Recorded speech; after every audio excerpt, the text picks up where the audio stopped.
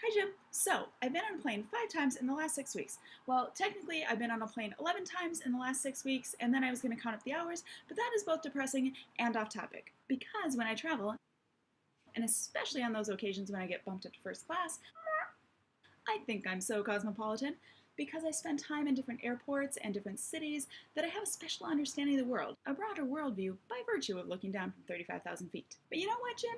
That's not actually true. I've been reading this great book by Ethan Zuckerman called Rewire. By the way, Chuck, I'm sorry, I'm overdue in sending that to you.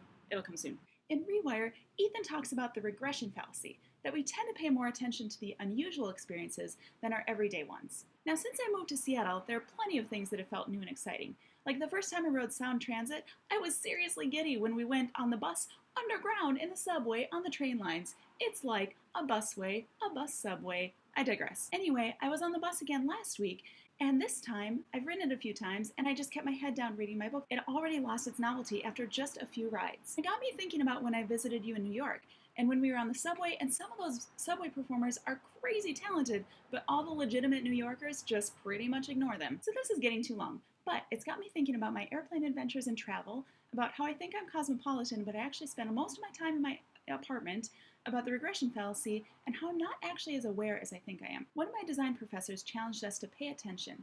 Good designers notice things and always look for opportunities to improve or change an experience. So with that in mind, I have a couple questions. When you think about everyday life, what have you inoculated yourself against because it's familiar, and how can you make it strange again? Come up with 5 things and let me know what you do. Okay, Jim, what you got for me?